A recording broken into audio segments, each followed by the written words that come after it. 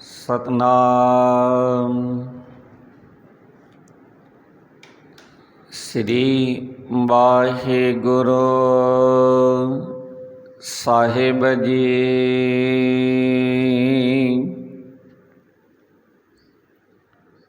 डंडाउत बंदन अनिक बार,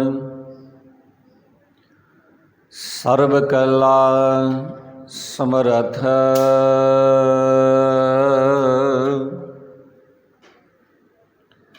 डोलन ती राखो प्रभु। नानक दे कर हथ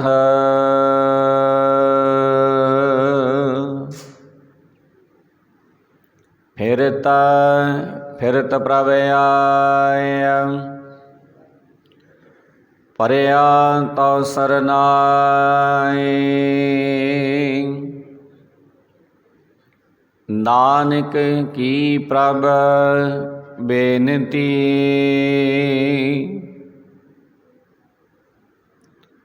अपनी भगति लाए। सगल द्वार को साड़कै, गयो तुहारो दुआर। वाही गए की लाज अस, गोविंद दास तुहार।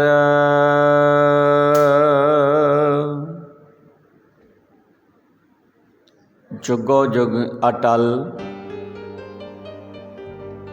चवर सतर तख्त दे मालिक, दुनिया दे सांझे रहबर, गुरता गदी ते विराजमान धन धन साहिब श्री गुरु ग्रंथ साहिब जी, उन्हां दी सतर साया दे हेठ सतगुरां दी पवित्र बाणी दा आनंद माण रही। गुरु दरबार दे विच सज बैठी गुरु प्यारी, गुरु सवारी, गुरु दा खास रूप सत्संग जीओ। खालसे दी जन्म दिहाड़े ते कतर होई सारी सिख संगत जी नूं अज विसाखी दी गुरपुरब दी लख लख बधाई होवे। अज दे दिन साध संगत जी साहिब श्री गुरु गोबिंद सिंह जी महाराज जी ने 1699 ईस्वी नूं एक महान समागम किया ते दूरों दूर नेड़ों संगतां दे बहुत भारी इकट्ठ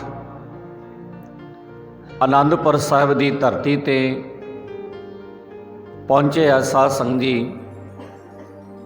ते खालसा पंथ की साजना हुई। जो विसाखी का दिहाड़ा अज असीं मना रहे हैं,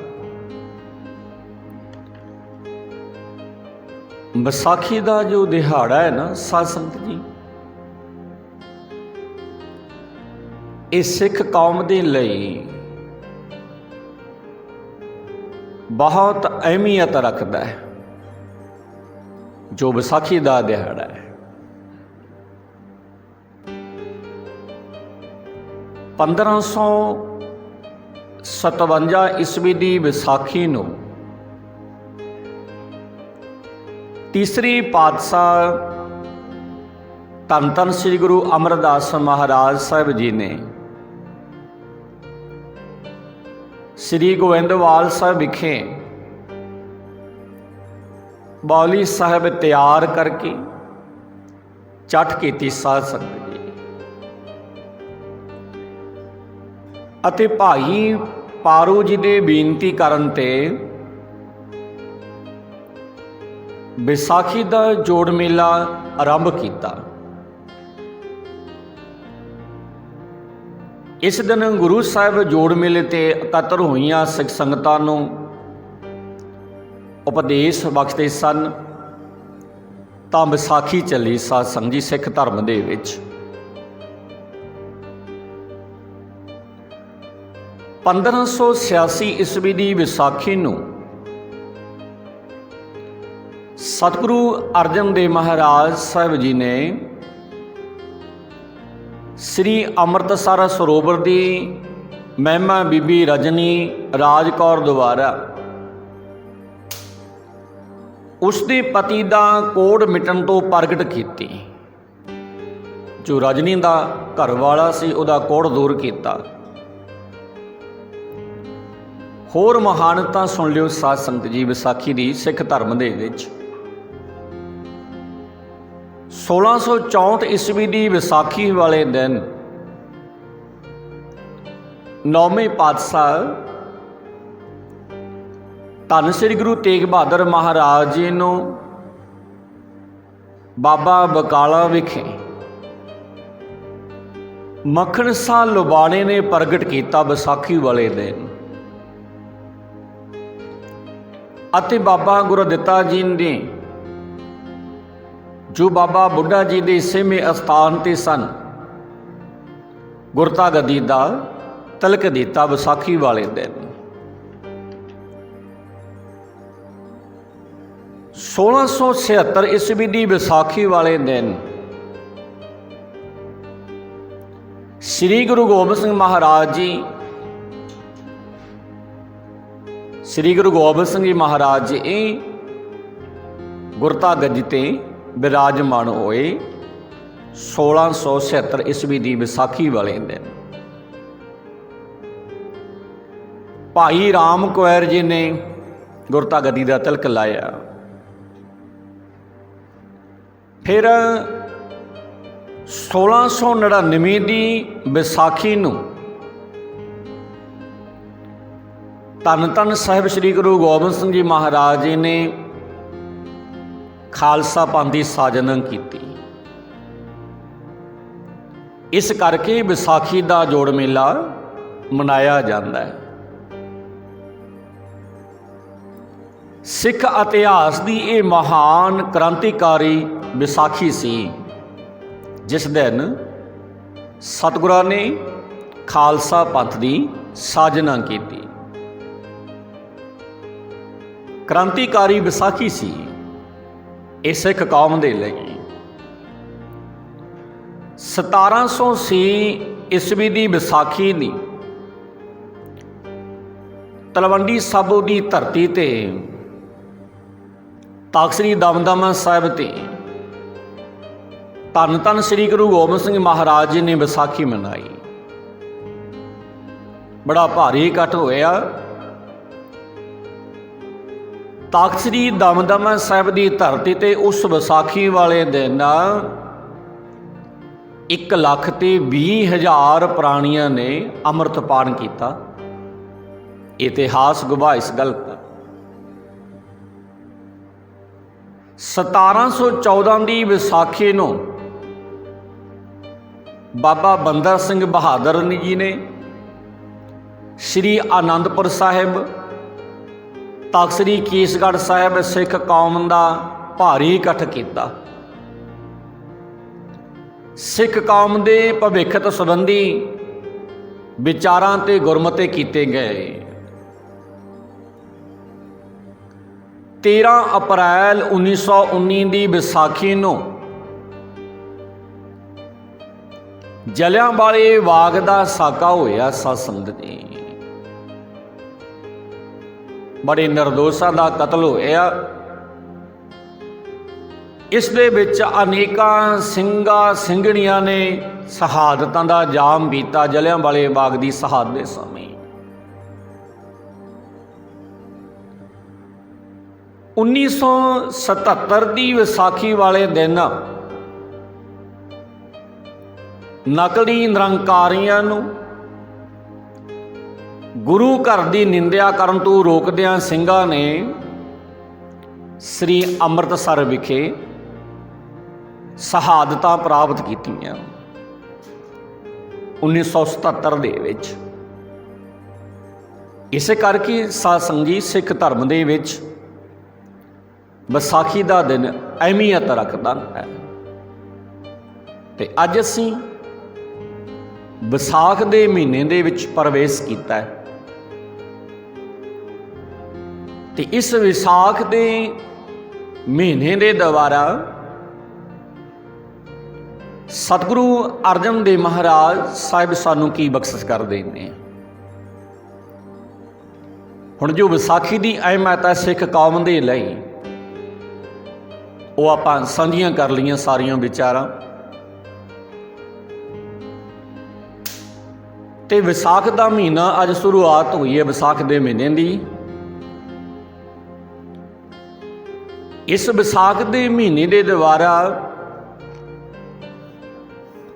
ਸਤਿਗੁਰੂ ਅਰਜਨ ਦੇਵ ਮਹਾਰਾਜ ਸਾਨੂੰ ਕੀ ਬਖਸ਼ਿਸ਼ ਕਰਦੇ ਨੇ। ਆਓ ਸਤਿਗੁਰਾਂ ਦਾ ਇੱਕ ਇੱਕ ਵਚਨ ਬੜੇ ਧਿਆਨ ਦੇ ਨਾਲ ਸੁਣਨਾ ਕਰੀਏ। ਬਹੁਤ ਵਾਰ ਬੇਨਤੀਆਂ ਕਰ ਚੁੱਕੇ ਹਾਂ ਕਿ ਨਮਸਕਾਰਾਂ ਆਪਾਂ ਬਾਅਦ ਵਿੱਚ ਕਰਾਂਗੇ। ਪਹਿਲਾਂ ਸਤਿਗੁਰਾਂ ਦਾ ਇੱਕ ਇੱਕ ਵਚਨ ਧਿਆਨ ਦੇ ਨਾਲ ਸੁਣਨਾ ਕਰੀਏ। ਬੈਸਾਖ ਧੀਰਨ ਕਿਉ ਵਾਢੀਆ ਜਿੰਨਾ ਪ੍ਰੇਮ ਵਿਸੋਹ,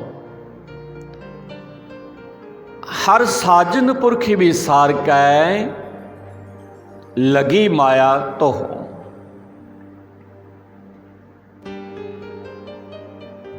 ਬੈਸਾਖ ਦੇ ਮਹੀਨੇ ਦੇ ਦੁਆਰਾ ਸਤਿਗੁਰੂ ਸਾਨੂੰ ਬਖਸ਼ਿਸ਼ ਕਰਦੇ ਨੇ ਕਿ ਉਹਨਾਂ ਵਿਛੜੀਆਂ ਹੋਈਆਂ ਨੂੰ ਕਿਵੇਂ ਧੀਰਜ ਹੋ ਸਕਦਾ ਹੈ ਜਿਨ੍ਹਾਂ ਨੂੰ ਵਾਹਿਗੁਰੂ ਦੇ ਪ੍ਰੇਮ ਦਾ ਵਿਛੋੜਾ ਹੋ ਰਿਹਾ ਹੈ। ਭਾਵ ਜਿਹੜੀਆਂ ਜੀਵ ਇਸਤਰੀਆਂ ਪਰਮਾਤਮਾ ਤੋਂ ਵਿਛੜੀਆਂ ਹੋਈਆਂ ਨੇ, ਉਹਨਾਂ ਨੂੰ ਕਿੱਦਾਂ ਧੀਰਜ ਹੋ ਸਕਦਾ ਹੈ। ਭਗਤ ਸਿੱਖ ਪ੍ਰੀਤ ਜੀ ਦੇ ਵਚਨ ਨੇ, ਤੁਖਾਂ ਜੋ ਮਲਹੀ ਕਾਰਨ ਜਿੰਨਾ ਤਿੰਨਾ ਮਾਂ ਪੀਰੀ। ਜਿਸ ਤਰ੍ਹਾਂ ਚੱਕਵੀ ਵਾਸਤੇ ਅਨੇਕਾਂ ਚੰਦ ਚੜ੍ਹ ਜਾਣ ਅਤੇ ਚਕੋਰ ਵਾਸਤੇ ਅਨੇਕਾਂ ਸੂਰਜ ਚੜ੍ਹ ਜਾਣ, ਪਰ ਉਹਨਾਂ ਨੂੰ ਆਪਣੇ ਪਿਆਰੇ ਤੋਂ ਬਿਨਾਂ ਕਿਸੇ ਪ੍ਰਕਾਰ ਵੀ ਧੀਰਜ ਨਹੀਂ ਆਉਂਦੀ। ਇਸੇ ਤਰ੍ਹਾਂ ਹੀ ਪ੍ਰੇਮੀ ਜਗਿਆਸੂਆਂ ਨੂੰ ਵੀ ਮਾਇਆ ਦੀ ਪ੍ਰਾਪਤੀ ਹੋਣ ਰੂਪਾ ਚੰਦ ਚੜ੍ਹ ਜਾਵੇ, ਜਸ ਹੋਂ ਰੂਪ ਸੂਰ ਚੜ੍ਹ ਜਾਵੇ, ਅੰਨੇ ਅੱਗੇ ਕਰੋੜਾਂ ਦੀਵੇ ਬਾਲਣ ਵਾਂਗ ਉਹਨਾਂ ਨੂੰ ਅਨੇਕਾਂ ਵੇਦ ਸ਼ਾਸਤਰਾਂ ਦਾ ਗਿਆਨ ਵੀ ਕਿਉਂ ਨਾ ਹੋ ਜਾਵੇ, ਕਥਨ ਕਰਕੇ ਸੁਣਾਇਆ ਜਾਵੇ, ਪਰ ਉਹਨਾਂ ਨੂੰ ਵੀ ਧੀਰਜ ਨਹੀਂ ਆਉਂਦੀ। ਉਹ ਤਾਂ ਆਪਣੇ ਪਿਆਰੇ ਦੇ ਮਿਲਾਪ ਤੋਂ ਬਿਨਾਂ ਇਉਂ ਜਾਣਦੇ ਨੇ ਕਿ ਜੇ ਸੋ ਚੰਦਾ ਉਗਵੈ ਸੂਰਜ ਚੜ੍ਹੇ ਹਜ਼ਾਰ, ਇਤੇ ਚਾਨਣ ਹੁੰਦੇ ਆ ਗੁਰ ਬਿਨ ਘੋਰ ਅੰਧਾਰ। ਹਰ ਸਾਜਨ ਪੁਰਖ ਵਿਸਾਰ ਕੈ ਲਗੀ ਮਾਇਆ ਤੋ। ਹਰੀ ਜੋ ਸਜਨ ਪੁਰਖ ਹੈ ਉਹ ਪਰਮਾਤਮਾ ਪਰਮੇਸ਼ਰ, ਉਸ ਨੂੰ ਭੁਲਾ ਕੇ ਸਲ ਰੂਪ ਮਾਇਆ ਦੇ ਵਿੱਚ ਬੁੱਧੀ ਲੱਗੀ ਹੋਈ ਹੈ। ਸਲ ਰੂਪ ਦੇ ਵਿੱਚ ਸਾਡੀ ਬੁੱਧੀ ਲੱਗੀ ਹੋਈ ਹੈ। ਪੁੱਤਰ ਕਲਤਰ ਨਾ ਸੰਗਤ ਨਾ ਹਰ ਅਬਨਾਸੀ ਓ। ਪੁੱਤਰ ਇਸਤਰੀ ਆਦਿ ਕਿਸੇ ਸੰਬੰਧੀ ਅਤੇ ਧਨ ਨੇ ਜੀਵ ਦੇ ਨਾਲ ਪਰਲੋਕ ਦੇ ਵਿੱਚ ਨਹੀਂ ਜਾਣਾ। ਜੋ ਸਾਡੇ ਪਰਿਵਾਰਕ ਰਿਸ਼ਤੇ ਨੇ ਪੁੱਤਰ ਹੈ, ਰਿਸ਼ਤੇਦਾਰ ਹੈ, ਘਰਵਾਲੀ ਹੈ, ਜਾਂ ਦੁਨਿਆਵੀ ਧਨ ਹੈ, ਇਹਨਾਂ ਦੇ ਵਿੱਚੋਂ ਸਤਿਗੁਰੂ ਕਹਿੰਦੇ ਕਿਸੇ ਨੇ ਵੀ ਜੀਵ ਦੇ ਨਾਲ ਪਰਲੋਕ ਦੇ ਵਿੱਚ ਨਹੀਂ ਜਾਣਾ। ਉਹ ਅਕਾਲ ਪੁਰਖ ਵਾਹਿਗੁਰੂ ਪਰਮੇਸ਼ਰ ਨੇ ਹੀ ਅਖੀਰੀ ਸਮੇਂ ਇਸ ਜੀਵ ਦੀ ਸਹਾਇਤਾ ਕਰਨੀ ਹੈ। ਪਾਤਸ਼ਾਹ ਕਹਿੰਦੀ ਪਾਲਚ ਪਲ ਸਗਲੇ ਮੋਈ, ਝੂਠਾ ਧੰਦਾ ਮੋਹ। ਇਹ ਸਾਰੀ ਸ੍ਰਿਸ਼ਟੀ ਸਤਿਗੁਰੂ ਅਰਜਨ ਦੇਵ ਮਹਾਰਾਜ ਕਹਿੰਦੇ ਸਾਰੀ ਸ੍ਰਿਸ਼ਟੀ ਮੋਹ ਦੇ ਕਰਕੇ, ਝੂਠੇ ਰਿਸ਼ਤੇਦਾਰੀਆਂ, ਝੂਠੇ ਪਦਾਰਥਾਂ, ਝੂਠਿਆਂ ਧੰਦਿਆਂ ਦੇ ਵਿੱਚ ਫਸ ਕੇ ਪਰਚ ਕੇ ਮਰ ਰੱਖੀ ਹੈ। ਘਰ ਕਾ ਕਾਜ ਨ ਜਾਣੀ ਰੂੜਾ, ਝੂਠਾ ਧੰਦੇ ਰਚਿਓ ਮੂੜਾ। ਸਤਿਗੁਰੂ ਅਰਜਨ ਦੇਵ ਮਹਾਰਾਜ ਸਾਹਿਬ ਜੀ ਦੇ ਬਚਨ ਨੇ। ਪਾਤਸ਼ਾਹ ਕਹਿੰਦੇ ਇੱਕ ਸਹਾਰ ਕੇ ਨਾਮ ਬਿਨ, ਇੱਕ ਸਹਾਰ ਕੇ ਨਾਮ ਬਿਨ ਅੱਗੇ ਲਹੀਏ ਖੋਈ। ਇੱਕ ਪਰਮਾਤਮਾ ਦੇ ਨਾਮ ਤੋਂ ਬਿਨਾ ਹੋਰ ਸਾਰੇ ਸਕਾਮ ਕਰਮ ਧਰਮ ਪਰਲੋਕ ਦੇ ਵਿੱਚ ਜਮ ਇਸ ਜੀਵ ਦੇ ਪਾਸੋਂ ਖੋ ਲੈਂਦੇ ਨੇ। ਇੱਕ ਪਰਮਾਤਮਾ ਦੇ ਨਾਮ ਤੋਂ ਬਿਨਾ ਹੋਰ ਸਾਰੇ ਸਕਾਮ ਕਰਮ ਧਰਮ ਪਰਲੋਕ ਦੇ ਵਿੱਚ ਜਮਦੂਤ ਇਸ ਜੀਵ ਦੇ ਪਾਸੋਂ ਖੋ ਲੈਂਦੇ ਨੇ। ਸਤ ਸੰਗਤ ਜੀ, ਧਾਰਮਿਕ ਗ੍ਰੰਥਾਂ ਦੇ ਵਿੱਚ ਇਸ ਗੱਲ ਦਾ ਜ਼ਿਕਰ ਹੈ। ਗ੍ਰੰਥਾਂ ਦੇ ਵਿੱਚ ਲਿਖਿਆ ਹੋਇਆ ਹੈ ਕਿ ਪਾਪੀ ਜੀਵਾਂ ਨੂੰ ਜਦੋਂ ਜਮਦੂਤ ਸੰਸਾਰ ਤੋਂ ਲੈ ਕੇ ਤੁਰਦੇ ਨੇ ਨਾ, ਧਿਆਨ ਦੇ ਨਾਲ ਸੁਣਿਓ, ਜਿਹੜੇ ਪਾਪੀ ਜੀਵ ਨੇ ਸਾਰੀ ਉਮਰ ਜਿਹੜੇ ਪਾਪ ਕਮਾਉਂਦੇ ਰਹਿੰਦੇ ਨੇ, ਪਾਪੀ ਜੀਵਾਂ ਨੂੰ ਜਦੋਂ ਜਮਦੂਤ ਸੰਸਾਰ ਤੋਂ ਲੈ ਕੇ ਤੁਰਦੇ ਨੇ ਤਾਂ ਰਸਤੇ ਦੇ ਵਿੱਚ ਕਈ ਤਰ੍ਹਾਂ ਦੇ ਉਹਨਾਂ ਪਾਪੀ ਜੀਵਾਂ ਨੂੰ ਜਮਦੂਤ ਦੁੱਖ ਦਿੰਦੇ ਨੇ ਰਸਤੇ ਵਿੱਚ ਲਿਜਾਣ ਸਮੇਂ। ਇਹ ਧਾਰਮਿਕ ਗ੍ਰੰਥਾਂ ਦਾ ਜ਼ਿਕਰ ਹੈ। ਜੈਸਾ ਕਿ ਰਸਤੇ ਦੇ ਵਿੱਚ ਪਹਿਲਾਂ ਲਹੂ ਪਾਕ ਦੀ ਬੈਤਰਨੀ ਨਦੀ ਆਉਂਦੀ ਹੈ। ਇਹ ਧਾਰਮਿਕ ਗ੍ਰੰਥਾਂ ਦੇ ਵਿੱਚ ਜ਼ਿਕਰ ਆਉਂਦਾ ਹੈ ਵੀ ਜਦੋਂ ਜੀਵ ਨੂੰ ਇਸ ਦੁਨੀਆ ਤੋਂ ਜਮਦੂਤ ਲੈ ਕੇ ਜਾਂਦੇ ਨੇ ਨਾ, ਤੇ ਰਸਤੇ ਦੇ ਵਿੱਚ ਉਹਨਾਂ ਨੂੰ ਬੜੇ ਦੁੱਖ ਦਿੱਤੇ ਜਾਂਦੇ ਨੇ, ਪਾਪੀ ਲੋਕਾਂ ਨੂੰ, ਅਧਰਮੀ ਲੋਕਾਂ ਨੂੰ। ਸਭ ਤੋਂ ਪਹਿਲਾਂ ਕਹਿੰਦੇ ਦੁੱਖ ਦੀ ਘੜੀ ਆਉਂਦੀ ਆ ਉਸ ਜੀਵ ਦੇ ਵਾਸਤੇ, ਬੈਤਰਨੀ ਨਦੀ ਆਉਂਦੀ ਹੈ ਲਹੂ ਪਾਕ ਦੀ, ਜਿਸ ਨੂੰ ਪਾਪੀ ਜੀਵ ਤਰ ਨਹੀਂ ਸਕਦਾ, ਪਾਰ ਨਹੀਂ ਕਰ ਸਕਦਾ, ਲਹੂ ਪਾਕ ਬੈਤਰਨੀ ਨਦੀ ਨੂੰ। ਉਸ ਦੇ ਵਿੱਚ ਗੋਤੇ ਖਾਂਦਾ ਹੋਇਆ ਜਮਾਂ ਦੇ ਡੰਡਿਆਂ ਦੀ ਮਾਰ ਦੇ ਨਾਲ ਬਹੁਤ ਦੁਖੀ ਹੁੰਦਾ ਹੈ ਮਨੁੱਖ, ਫਿਰ ਜਿਹੜਾ ਪਾਪੀ ਹੈ। ਫਿਰ ਉਸ ਤੋਂ ਅੱਗੇ ਅਸਪੱਤਰ ਬਣਾ ਹੈ, ਸਤਿਗੁਰੂ ਕਹਿੰਦੇ ਉਸ ਤੋਂ ਅੱਗੇ ਅਸਪੱਤਰ ਜੰਗਲ ਹੈ। ਉਸ ਜੰਗਲ ਦੇ ਵਿੱਚ ਜਿਹੜੇ ਵਿਰਸ਼ ਨੇ ਨਾ, ਬਿਰਸਾਂ ਦੇ ਪੱਤੇ ਤਲਵਾਰਾਂ ਵਰਗੇ ਤਿੱਖੇ ਹੁੰਦੇ ਨੇ, ਜਿਹਦੇ ਵਿੱਚ ਜੀਵ ਨੂੰ ਲਿਜਾਇਆ ਜਾਂਦਾ ਹੈ। ਜਦੋਂ ਜੀਵ ਉਸ ਦੇ ਵਿੱਚੋਂ ਦੀ ਲੰਘਦਾ ਹੈ ਤਾਂ ਉਹਨਾਂ ਦੇ ਤਿੱਖੇ ਪੱਤਰਾਂ ਦੇ ਨਾਲ ਇਹਦਾ ਸਰੀਰ ਲਹੂ ਲਹਾਨ ਹੋ ਜਾਂਦਾ ਹੈ। ਇਸ ਤੋਂ ਅੱਗੇ ਫਿਰ ਅਗਨੀ ਬੰਨ ਦੇ ਵਿੱਚੋਂ ਲੰਘਣਾ ਪੈਂਦਾ ਮਨੁੱਖ ਨੂੰ, ਜਮਦੂਤ ਲੈ ਕੇ ਜਾਂਦੇ ਨੇ। ਇਸ ਤੋਂ ਅੱਗੇ ਅਗਨੀ ਬੰਨ ਲੰਘਣਾ ਪੈਂਦਾ ਹੈ। ऐसे औखे रस्तिਆਂ ਦੇ ਵਿੱਚ ਜੀਵ बड़ा दुखी हो जाता है। ਜਿਹੜਾ पापी जीव है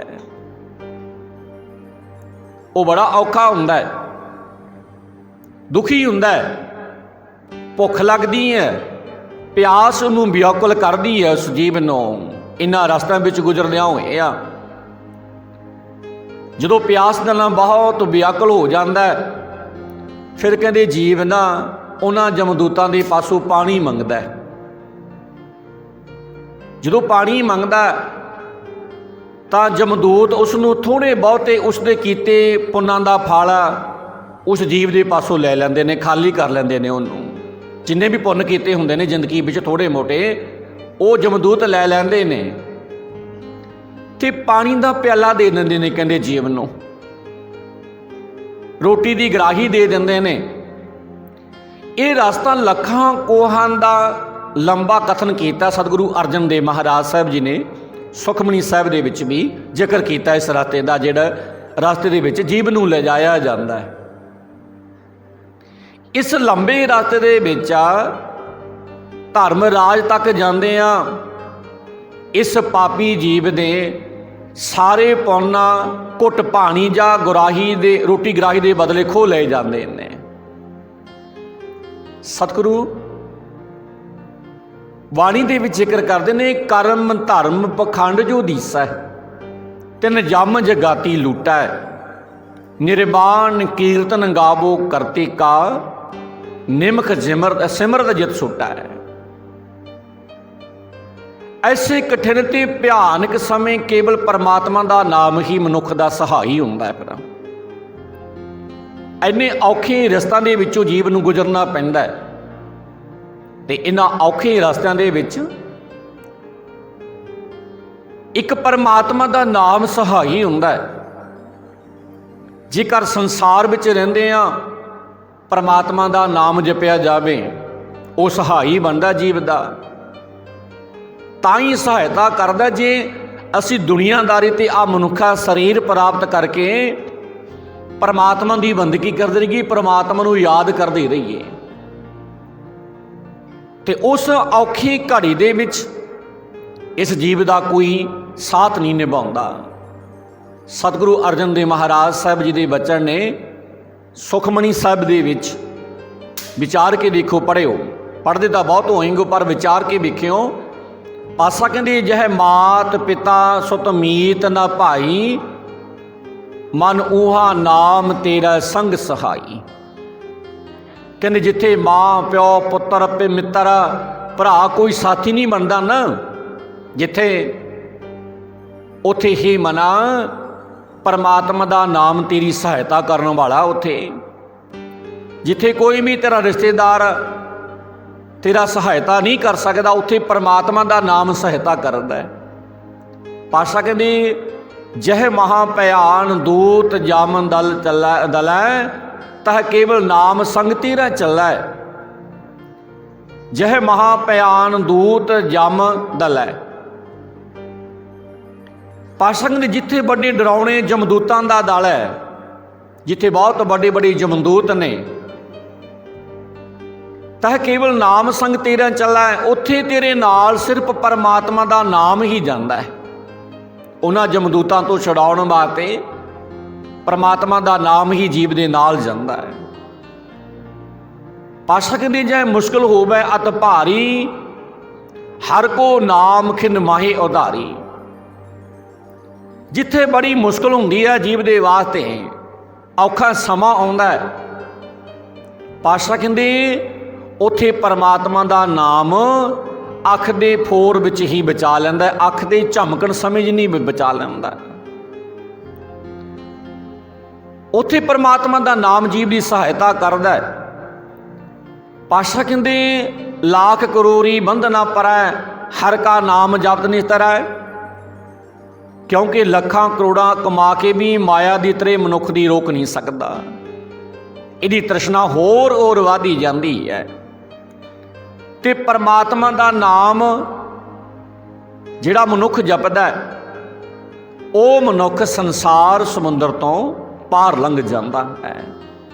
ਪਾਸ਼ਾ ਕਹਿੰਦੇ ਅਨੇਕ ਮਾਇਆ ਤਿੱਖ ਰੰਗ ਨਾ, अनक माया रंग तिख न बुझावै, हर का नाम जगत अकावै। माया दियां बेअत मौजां हुंदियां भी माया दी त्रेह नहीं बुझदी, पर परमात्मा दा नाम जपिया मनुख माया दे वल्लों रज जांदा है। पातशाह कहंदे तै हर नाम संग होत सोहेला, ऐसा नाम मन सदा धियाई है, नान गुरमुख परमगत पाई है। तां ते ही मेरी मना ऐसा सोहेला परमात्मा दा नाम सदा ही सिमरदे रहना चाहिए। पातशाह कहंदे छूटत नहीं कोट लख बाही, नाम जत पार पराई। ਲੱਖਾਂ ਕਰੋੜਾਂ ਭਰਾਵਾਂ ਦੇ ਹੁੰਦਿਆਂ ਮਨੁੱਖ ਜਿਸ ਦੀਨ ਅਵਸਥਾ ਤੇ ਖਲਾਸੀ ਨਹੀਂ ਪਾ ਸਕਦਾ, ਉੱਥੇ ਪਰਮਾਤਮਾ ਦਾ ਨਾਮ ਜਪਿਆ ਜੀਵ ਸੰਸਾਰ ਸਮੁੰਦਰ ਤੋਂ ਪਾਰ ਲੰਘ ਜਾਂਦਾ ਹੈ। ਪਾਤਸ਼ਾਹ ਕਹਿੰਦੀ ਜਿਹੇ ਪੈਂਡਾ ਲੂਟੀ ਪਨਹਾਰੀ, ਸੋ ਮਾਰਗ ਸੰਤਨ ਦੁਰਾਈ। ਅੱਗੇ ਸਤਿਗੁਰੂ ਅਰਜਨ ਦੇਵ ਮਹਾਰਾਜ ਫਿਰ ਬਖਸ਼ਿਸ਼ ਕਰਦੇ ਨੇ। पातशाह कहते देओ विसार विगुचना, प्रभिन अवर न कोई, प्रीतम चरनी जो लगे तनकी निर्मल सोए। जिसने उस परमात्मा नूं विसारता, जिन्हें परमात्मा का नाम नहीं जपिया, इस मनुखा शरीर नूं प्राप्त करके वो खराब हुंदा, भाव वो मनुख दुखी हुंदा है ते परमेश्वर तो बिना इस जीव की सहायता होर कोई नहीं कर सकता। दयो विसार विगुचना, प्रभिन अवर ना कोई। जे परमात्मा नूं विसारांगे ना, दुखी होवांगे, ते इन्हां दुखां तो छुटकारा देने वाला एक परमात्मा का नाम है। परमात्मा का नाम ही इस जीव नूं संसार समुंदर तो पार लंघाउण वाला है। प्रीतम चरनी जो लगे तनकी निर्मल सोए। परमात्मा के चरनी जिहड़े मनुख लगे हुए ने, परमात्मा की बंदगी करने वाले जिहड़े मनुख ने, उन्हां दी निर्मल भाव उन्हां दी दोहां जहानां दे विच शोभा हुंदी है। नानक की प्रवेंती प्र मिलो प्राप्त होए, बैसाख सुहावा तां लगा जा संत भेटा हर सोए। सतगुरु अर्जन देव महाराज कहते ही अकाल पुरख वाहिगुरु परमेश्वर, मैं दास की बेनती है कि आप जी मैनू मिलना करो, ताकि मैं पत आपा पत तो परे हो जावा। मैं साख सुहावा तां लगा जा संत भेटा हर सोए। सतगुरु कहते विसाख का महीना तां ही चंगा लगता है, शोभनीक लगता है, जे परमात्मा के नाम के रसीए बन जाइए। भाव विसाख का महीना तां साडे वास्ते चंगा है, तां साडे लई शोभनीक है, जे इस विसाख के महीने के राही असी नाम के रसीए बन जाइए। पूर्ण संत सानू मिल जान, जिन्होंने आप दा नाम कदे ना भुलिया होवे। पातशाह कहते जिन्ना सास गरास ना विसरै, हर नामा मन समंता, धन से नानका पूर्ण से संत। जिन्होंने परमात्मा का नाम कभी भुलदा ही नहीं, वो परमात्मा के सोहने संत ने। जिहड़े हरि की शोभा करते हैं, वो संत मिल जान तां विसाख का महीना साडे लई सोहना बन जाता है। ये सन वचन सतगुरु अर्जन देव महाराज साहब जी ने विसाख के महीने दे विच